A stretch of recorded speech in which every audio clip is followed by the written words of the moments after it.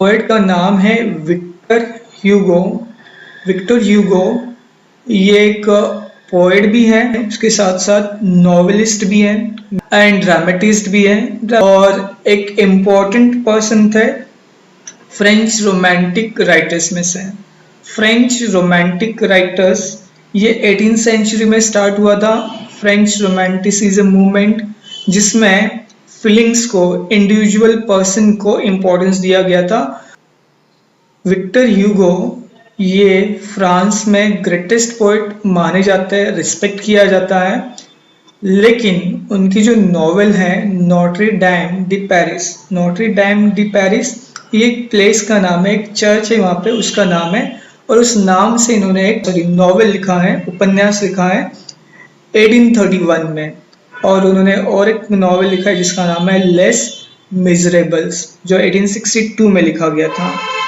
Original जो poet है वो है विक्टर ह्यूगो, जो फ्रेंच में इन्होंने ये पोएम लिखी थी, जिसको बाद में तोरुलता दत्त इन्होंने इंग्लिश में ट्रांसलेट किया है। तोरुलता दत्त ये बंगाली पोएट हैं, यानी कि इंडियन पोएट हैं, और तोरू नाम से भी ये जाने जाते हैं।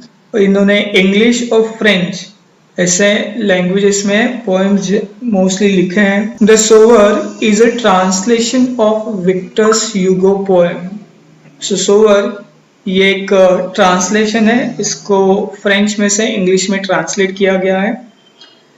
सैसन डी सेमेलिस ली सोयर ये फ्रेंच में लिखा है, जिसका मतलब है इवनिंग का टाइम जहाँ पे सोविंग किया जा रहा है।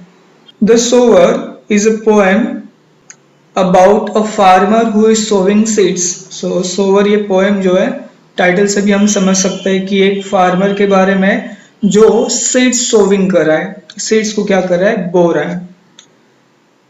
He has seen many bad harvest in his life।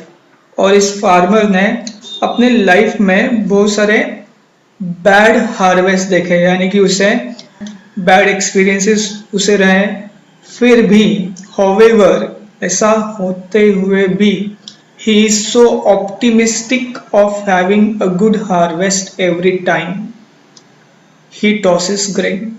और ऐसा होते हुए भी वो कैसा है, ऑप्टिमिस्टिक है। ऑप्टिमिस्टिक यानी कि आशावादी, जो पॉजिटिव थिंकिंग रखता है, कि वो ये सोच रहा है कि इस साल अच्छा हार्वेस्ट होगा, और ये सोचते हुए फिर वो फिर से ग्रेन जो है वो टॉस कर रहा है, स्प्रेड कर रहा है, सोविंग कर रहा है खेत में। टाइटल है पोएम का the sower. Sitting in a porchway cool, porchway यानी कि एक वरांडा, घर के सामने जो आंगन होता है वो। Covered shelter in front of a building, कि घर के सामने जो स्पेस है उसको कवर किया गया है। सो यहाँ पे पिक्चर में भी आप देख सकते हो कि ये घर है और घर के सामने जो आंगन है उसको थोड़ा बहुत कवर किया है। एंड ऐसे प्लेस पे वो पोएट जो है बैठा हुआ है, वरांडा में बैठा है। सनलाइट आई सी डाइंग फास्ट, वो कह रहा है कि वो सनलाइट देख पा रहा है। अब यहाँ पे सनलाइट आई सी डाइंग फास्ट, शाम हो रही है, इवनिंग का टाइम हो रहा है, सनसेट हो रहा है। ट्वाइलाइट हैसन्स ऑन टू रूल, वो कह रहा है कि ट्वाइलाइट जो है क्या हो रहा है, हैसन्स ऑन टू रूल। हैसन्स यानी कि क्विकली। सो समय के हिसाब से जो रूल है उस रूल के हिसाब से ट्वाइलाइट हैसन हो रहा है, आ रहा है, हरीडली आ रहा है। ट्वाइलाइट का मतलब होता है शाम का समय, सांझ भी जिसको कहा जाता है। तो ये ट्वाइलाइट का समय है जहाँ पे डे और नाइट दोनों मीट हो रहे हैं।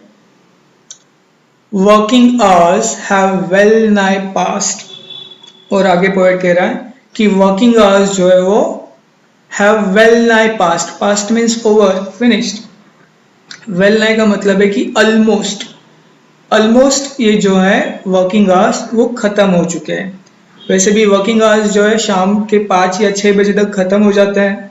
सो एग्जैक्टली नहीं बोल रहे, लेकिन ऑलमोस्ट कंप्लीट हो गए हैं, जस्ट अबाउट या फिर होने वाले हैं, यानी कि वर्किंग आवर्स ऑलमोस्ट खत्म हो गए हैं।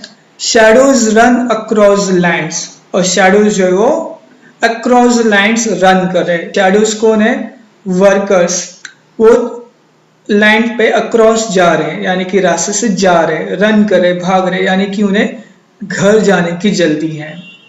सो वर्कर्स जो है अपना काम खत्म करके अब घर जाने लगे हैं। सो सभी वर्कर्स जा रहे हैं, लेकिन पोएट कह रहा है but a sower lingers still. लेकिन पोएट कह रहा है कि सोवर जो है अभी भी लिंगर कर रहा है। सोवर कौन होता है? सो पर्सन जो सीड्स को इम्प्लांट करता है खेत में, वो सीड्स जो है उनको वो बोता है। देखो इस तरीके से सोवर है, इसके हाथ में जो है एक बकेट है जिसमें उसने सीड्स लिए और अपने हाथों से फिर वो सोविंग कर रहा है, खेतों में वो स्प्रेड कर रहा है।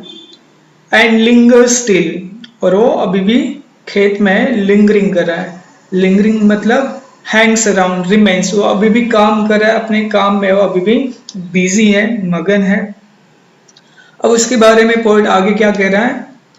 Old in rags he patient stands. वो सोवर जो है वो कैसा है? ओल्ड है, बूढ़ा है, एजेड है। इन रैग्स, इन रैग्स यानी कि ओल्ड क्लोथ्स, पुराने क्लोथ्स है उसके। ही पेशेंट स्टैंड्स, और बहुत ही पेशेंटली, बहुत ही वो संयम होके वहां पे रुका हुआ है खेत में। Looking on I feel a thrill, और पोएट अपने पोर्च वे से, अपने वरांडा से उस सोवर को देख रहा है और कह रहा है कि थ्रिल हो रहा हूं मैं उसे देख के। I feel a thrill, thrill यानी कि excitement, pleasure. Black and high his silhouette, क्या ये सिलूहुट, क्या मीनिंग होता है इसका? ऐसा शेप या आउटलाइन किसी पर्सन का जो ब्राइटर बैकग्राउंड में दिखाई देगा। जब सामने से रोशनी है और उसमें कोई पर्सन खड़ा है तो हमें वो पर्सन पूरी तरीके से दिखाई नहीं देगा, उसका सिर्फ शैडो दिखाई देगा। इस तरीके से वो डार्क दिखाई देगा, वो कंप्लीटली हमें दिखाई नहीं देगा। यानी कि वेस्ट में सनसेट हो रहा है और उसके सामने ये सोवर जो है अपना काम कर रहा है, तो राइटर जो है उसको पूरी तरीके से देख नहीं पा रहा है, वो ब्लैक दिखाई दे रहा है उसे, उसकी परछाई दिखाई दे रही है। और कह रहा है आगे डोमिनेट्स द फॉरोज डीप, और ये सोवर जो है वो क्या कर रहा है, उसकी जो परछाई है वो क्या कर रही है, उस फॉरोज को क्या कर रही है, डीप में डोमिनेट कर रही है। मीन्स उनके ऊपर वो पूरी तरीके से स्प्रेड हो रही है। फॉरोज यानी कि ऐसे लाइंस होते हैं, ट्रेंच होते हैं, चैनल होते हैं खेत में, आप फोटोग्राफ से समझ जाओगे। तो ये मान लो कि ये खेत है और इसमें जो ड्रॉ किए गए, यहाँ पे जो पानी आने के लिए, पानी सप्लाई करने के लिए जो लाइंस ड्रॉ की है, इनको कहा जाता है फॉरोज। सो इन लाइंस में उसका जो सिलॉट है वो डोमिनेट हो रहा है, आगे तक बढ़ते जा रहा है। Now to sow the task is set, अब जो है उसके लिए टास्क शुरू हो गया है। टास्क यानी कि वर्क, सेट यानी कि रेडी। तो उसे अभी सीड्स जो है वो स्प्रेड करने, सोविंग करने। सून शैल कम अ टाइम टू रिप, और जब ये सोविंग करेगा, जब ये सीड्स को बोएगा, तब फिर टाइम आएगा जहां पे फिर वो इनको रिपिंग भी करेगा, कट करेगा इनको। Marches he along the plain, and आगे कहा है कि ये सोवर जो है उस प्लेन पे, उस खेत में वो क्या कर रहा है, मार्चेस कर रहा है। अब यहाँ पे हमें कहा गया है कि मार्चेस क्या है, इसका मीनिंग हमें फाइंड करना है। अब हम सब जानते हैं कि मार्च पास्ट करते हैं सोल्जर्स आर्मी परेड में, जहाँ पे सभी सोल्जर्स जो है एक लाइन में चलते हैं, एक डिसिप्लिन में चलते हैं, और एक वो कंट्रोल होता है उनके वॉक में। सो वैसे ही यहाँ पे फार्मर जो है या सोवर जो है वो अपने प्लेन में जो है वॉक कर रहा है एक कंट्रोल के साथ, जैसे कि मानो कि वो वहाँ पे इंचार्ज है और वो पूरे खेत का उसने इंचार्जशिप लिया है और उसको कमांड कर रहा है, कंट्रोल कर रहा है। To and fro, to and fro मतलब आगे पीछे होता है। अब यहाँ पे पूरा खेत है तो पूरे खेत में वो इधर उधर घूम रहा है, मार्च कर रहा है, पूरे फील्ड को वो कंट्रोल कर रहा है जैसे कि वो उसका इंचार्ज है, और स्कैटर कर रहा है वाइड, और अपने हाथों से from his hands he scatters the precious grains, और जो ग्रेन्स हैं उसको क्या कर रहा है, स्कैटर कर रहा है। स्कैटर करना मतलब बिखेरना। Muse I as I see him stride, और पोइट जो है उसको देख के कह रहा है कि म्यूज हो रहा है उसे देख के। पोइट जो है उस सोवर को स्ट्राइड करते हुए देख के शॉक है, सरप्राइज्ड है। स्ट्राइड का मतलब है कि लॉन्ग स्टेप्स लेके वॉक करना। अब उसे सोविंग करना है, बहुत बड़ा खेत है, उसमें उसे ग्रेन स्प्रेड करने दो, स्ट्राइड कर रहा है लॉन्ग स्टेप्स लेके, सीड्स जो है वो पूरे स्प्रेड कर रहा है। Now darkness deepens fades the light, अब डार्कनेस जो है डीप होते जा रहा है, अंधेरा बढ़ते जा रहा है, और लाइट जो है वो फेड होते जा रहा है। फेड यानी कि डिम होते जा रहा है। Now is gestures to mine eyes, poet कह रहा है कि अब इस आदमी का जो गेस्चर है, उसका जो छवि है, मेरी आंखों में क्या हो गया है, आर ऑगस्ट। ऑगस्ट यानी कि नोबल, डिग्निफाइड, इम्प्रेसिव, यानी कि पोइट की आंखों में, पोइट की नजर में फार्मर का जो स्टेटस है वो बढ़ गया। फार्मर के लिए जो उसका आदर है वो और ज्यादा हो गया। एंड स्ट्रेंज, और उसे ये भी चीज स्ट्रेंज लग रही है। क्यों स्ट्रेंज वो कह रहा है?